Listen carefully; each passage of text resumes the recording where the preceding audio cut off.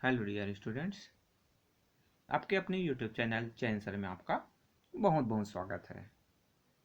आज का ये जो वीडियो है आपको यहाँ पर मिलेगा ज्योग्राफी का जो चैप्टर 5 है, elements of weather and climate, उसका जो कंप्लीट एक्सरसाइज वर्क है आपको इस वीडियो में देखने को मिलेगा। सो आप अगर मेरे यूट्यूब चैनल पर नए हैं तो प्लीज़ मेरे चैनल को सब्सक्राइब कीजिए, तो आपको जितने भी नए जो वीडियोस अपलोड हो रहे हैं उसका जो प्रॉपर इन्फॉर्मेशन है वो मिल सके। सो हम स्टार्ट करते हैं। आज का जो चैप्टर 5 है आपके elements of weather and climate का जो कंप्लीट एक्सरसाइज वर्क। सो आपको फर्स्ट में आपको मिलेगा जो फिलिंग द ब्लैंक्स के रूप में। तो यहाँ पर आपका जो फर्स्ट जो फिलिंग द ब्लैंक्स है, यहाँ पर temperature, atmospheric pressure, humidity and rainfall है। ये आपके जो क्या करते हैं, कंट्रोल वेदर एंड क्लाइमेट। तो ये आपके जो आंसर है उसमें टेम्परेचर, एटमॉस्फेरिक प्रेशर, ह्यूमिडिटी और रेनफॉल ये आपके आंसर में आ जाएंगे। देन आपका जो सेकंड है उसका आंसर होगा आपकी sunlight strike the ground obliquely at higher altitude. Obliquely means आपके जो वो जो हायर एल्टीट्यूड्स पर आप देखेंगे तो हायर जो लेटीट्यूड्स है वहां पर आप ऊपर चले जाएंगे तो आपको मिलेगा क्या कि वो जो है तिरछा पड़ता है, यानी वो उसका जो सीधा प्रकाश है, वो लाइट है, वो सीधा नहीं पड़ता, वो थोड़ा सा तिरछा पड़ता है। सो देन आप जो थर्ड जो क्वेश्चन है, conduction is the passing of energy from one body to another through direct contact, यानी कंडक्शन के थ्रू ही डायरेक्ट जो कॉन्टेक्ट है उससे एक बॉडी से दूसरे बॉडी में आपका जो क्या होता है, एनर्जी है वो ट्रांसफॉर्म होता है। देन आपका फोर्थ का जो आंसर है, the earth radiates energy in the form of infrared rays, यानी आपके जो रेडिएट करता है सूर्य से जो ताप वो आपका जो आता है, फिर वो अर्थ है उसको फिर से वापस रेडिएट करते हैं तो वो इंफ्रारेड रेस के रूप में वापस भेजता है। देन नेक्स्ट आप देखेंगे तो distinguish between the following terms. यहाँ पर वेदर और क्लाइमेट में आपके जो है डिस्टिंग्विश बताए गए हैं। तो यहाँ पर आपके 4 पॉइंट्स दिए हुए, आप में आपको क्वेश्चंस कितने नंबर का है उनके अकॉर्डिंग टू आपको आंसर देना है। आपके 4 पॉइंट्स है, यहाँ पर आप 3 पॉइंट्स भी नोट कर देंगे, जितना आपको इजी पड़ता है तो आपके इनफ हो जाएगा।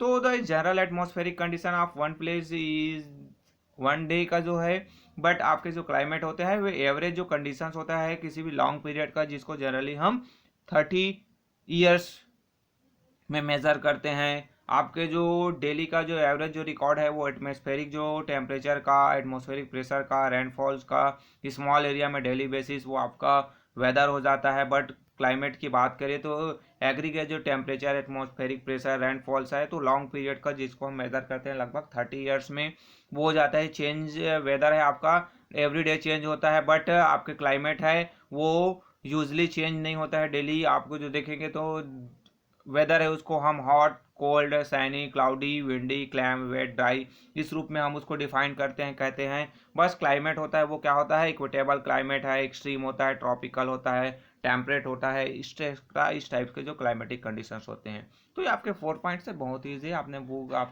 आपने स्टडी किया है चैप्टर्स का तो आपको बहुत ईजिली होगा। अगर नहीं दिए स्टडी किया है तो आप मेरे वीडियोस को क्लासेस वाइज, चैप्टर वाइज आप देख सकते हैं। नेक्स्ट हम देखें हीट एंड टेम्परेचर। तो जनरली आप में इसमें बस 2 ही पॉइंट है। हीट ये क्या है, तो हीट है ये फॉर्म ऑफ एनर्जी है, यानी एनर्जी का फॉर्म होता है। और टेम्परेचर क्या होता है कि टेम्परेचर इंडिकेट करता है कि कितना हॉटनेस है या फिर कितना कोल्डनेस है कोई भी सब्सटेंस है। तो वो हीट एनर्जी का एक फॉर्म है और टेम्परेचर वो क्या है, बस इंडिकेट करता है। तो ये बहुत ही इजी क्वेश्चन है आपके लिए। देन हम थर्ड की बात करें, कन्वेक्शन एंड एडवेक्शन। तो यहाँ पर भी आपके 4 पॉइंट्स दिए हुए, यहाँ पर भी आपको अपनी सुविधा अनुसार आप नोट डाउन कर सकते हैं। When air comes in contact with the heated surface of the earth is get heated too. Heated air began lighter than cold air strikes to rise, cold air began heavier settle down taking the place of rising warm air। सीधे से मतलब यहाँ पर convection और advection में दोनों में बताया गया है कि जैसे ही क्या होता है कि कोई भी जो गर्म आपके जो हवा है वो किसके, हीटेड जो सरफेस हमारा यानी जो सरफेस एरिया, लैंड एरिया है वो गर्म है उसके कांटेक्ट में आता है तो एयर भी है क्या होने लगता है, गर्म होने लगता है। और फिर वो गर्म होता है तो जैसे ठंडा होने लगता है तो वो ऊपर उठने लगता है और उसकी जगह पर नीचे जो ठंडी हवा है वो नीचे आने लगती है। The warm air on reach a certain height become cold and heavy once more and start sinking. The vertical transfer of the heat through rising warm air and sinking cold air is called convection. यानी एक जो हवा है आपका नीचे आ रहा है, गर्म हवा है वो आपका ऊपर जा रहा है, फिर एक जगह जाने के बाद वो ठंडा होने लगता है, फिर नीचे आने लगता है। तो ये जो आपका जो वर्टिकल जो ट्रांसफर होता है आपका किसका, एयर का, वार्म एयर और कोल्ड एयर का आपके जो ट्रांसफर होता है हीट का, तो ये आपका कहलाता है कन्वेक्शन। देन आप देखोगे एडवेक्शंस की हम बात करें तो एडवेक्शंस है वो क्या होता है, one region to another region. When warm winds mix with the polar winds, heat energy is passed on from the warmer winds to the polar winds through the process of advections. Advection usually involve the large scale horizontal transfer of energy. आपका इसमें vertical transfer था, इसमें horizontal, और ये आपका generally कहाँ पर होता है, आपके वार्मर और जो कोल्डर रीजन है। जैसे जनरली मैं विद बेसिक एग्जांपल देता हूँ, जैसे हम किसी जो एसी रूम जहाँ पर एसी लगा हुआ है उस हॉल में, उस रूम में इंटर होते हैं तो हमें वहाँ पर क्या मिलता है, ठंडा हवा मिलता है। बट जैसे ही हम रूम से बाहर आते हैं तो हमें एक गर्मी का एहसास होता है। बट जहाँ पर हमारा जो डोर होता है, दरवाजा लगा हुआ है, वहाँ पर आप देखोगे तो कहीं ना कहीं वार्म है, गर्म हवा और ठंडा हवा जो मिक्स होते रहता है। तो ऐसे एरियाज को हम, उसका जो एडवेक्शन का बहुत ही बेहतर एग्जाम्पल हमको वहाँ पर देखने को मिलता है। सो ये आपके एडवेक्शन और आपके कन्वेक्शन है, उसमें आपको डिस्ट्रिक्ट दोनों में अंतर करना है, आप इजली कर सकते हैं इसको। देन लैटिट्यूड्स एंड लॉन्गिट्यूड्स की बात किया जाए तो लैटिट्यूड्स है वो क्या होता है आपका, तो लाइंस है latitudes, lines of then imaginary lines that run east to west on the surface on the of the earth. यानी सर हमारा जो अर्थ हम ग्लोब देखते हैं, मैप देखते हैं, तो जनरली आप वहां पर देखोगे तो वो क्या होता है आपका ईस्ट टू वेस्ट, यानी ये आपका ये नॉर्थ हुआ, देन ये आपका साउथ, देन आपका ईस्ट, देन आपका वेस्ट। तो ये आपके ईस्ट टाइप के जो लाइन जो रन करते हैं वो आपके कहलाते हैं लैटिट्यूड्स। ईस्ट टू वेस्ट जो आपका क्या होता है, हॉरिजॉन्टल लाइन्स हम जिसे कह सकते हैं। देन आपका जो हम बात करें ये आपका नॉर्थ टू साउथ जो लाइन्स रन करते हैं आपके हो गए क्या, लॉन्गिट्यूड्स।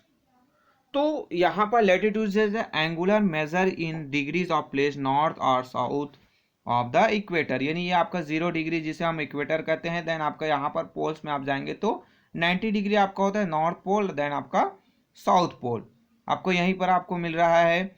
सो ये आपके लैटिट्यूड्स, देन लॉन्गिट्यूड्स है। आपके जो लैटिट्यूड्स अल्टीट्यूड्स की बात किया गया, यहाँ पर आप अल्टीट्यूड्स देखेंगे तो अल्टीट्यूड्स रेफर टू हाइट जो vertical distance of a place from the mean sea level. यानी अभी जैसे हमने यहाँ पर आपको मैंने ड्रा किया था, यहाँ पर आपको ये आपने देखा था क्या कि ये जो 0 डिग्री इक्वेटर हो गया और इसी को हम लैटिट्यूड्स बोलते हैं। बस अल्टीट्यूड्स क्या होता है कि यहाँ से जो इसकी हाइट है, ऊंचाई है, यानी कोई भी जो प्लेस है, जैसे हम यहाँ पर एक सरफेस माने तो इसकी जो ऊंचाई है, हाइट जो होता है वो आपका कहलाता है क्या, उसका एल्टीट्यूड्स।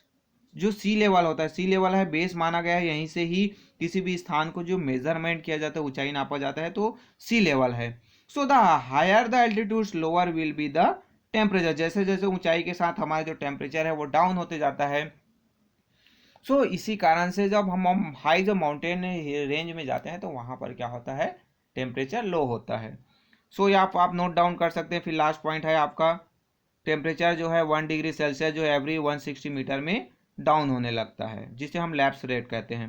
देन आपका थर्ड आप देखेंगे तो आपको ट्रू एंड फॉल्स वाले क्वेश्चंस में जाए, फर्स्ट जो है आपका फॉल्स है, देन सेकंड आपका क्या हो जाएगा, फॉल्स, देन आपका थर्ड है वो आपका ट्रू हो जाएगा, prevailing winds always blow from hot to cold region, ये ट्रू है। आपका the urban centre trap heat, ये भी बिल्कुल ट्रू है, वहाँ पर बिल्डिंग्स रोड्स वगैरह होते हैं, एयर क्वालिटी बेहतर नहीं होता, प्लांट्स नहीं होते, जिसके कारण से वहाँ पर गर्मी ज़्यादा होती है शहरों में।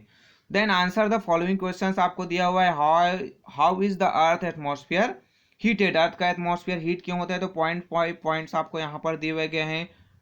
डायरेक्टली जो है हीट नहीं होता है हमारा एटमॉस्फेयर, वो क्या होता है कि एटमॉस्फेयर में बहुत सारे जो गैसेज हैं उसके थ्रू इसे पास होता है तो वो गर्म हो जाते हैं। सॉलिड जो आपके जो अर्थ पे जो सॉलिड है वो जैसे रोड्स है, बिल्डिंग्स है, वो हीटेड हो जाते हैं तो उससे जो इंफ्रारेड जो ट्रांसफर होता है उससे हीटेड हो जाते हैं। देन कन्वेक्शन, कंडक्शन है, रेडिएशन, एडवेक्शन, इन प्रोसेस से वो गर्म होता है।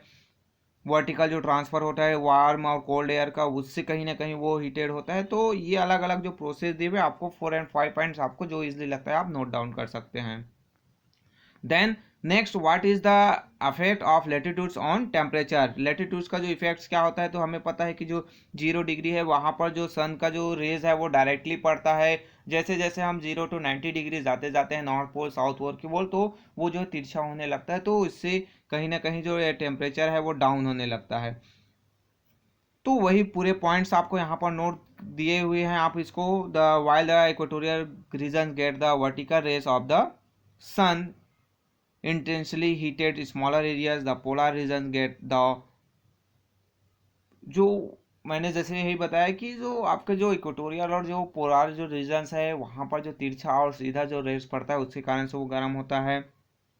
तो ये आपके 4 पॉइंट्स यहाँ पर आपको दिए हुए, आप नोट डाउन कर सकते हैं। देन आप थर्ड देखेंगे, how does the altitudes of a place affect its temperature. तो किसी भी जगह हाइट, जैसे मैंने बताया ऑलरेडी कि जैसे हाइट इंक्रीज होते जाता है सी लेवल से, वो क्या होने लगता है, टेम्परेचर डिक्रीज होने लगता है। तो 160 मीटर में 1 डिग्री सेल्सियस डाउन हो जाता है। सो डिक्रीज होने लगता है with the increase of altitudes, तो जिसी को लैप्स रेट कहा जाता है। टोटल जो पूरे जो आंसर आपको यहाँ पर दिए हुए हैं आप इसको नोट डाउन कर सकते हैं, और इजिली आपको जैसा आप अंडरस्टैंड कर सकते हैं अपने ओन लैंग्वेज में आप इसका आंसर भी दे सकते हैं। बस आपका जो आंसर है वो रिलेटेड होना चाहिए आपके क्वेश्चन से।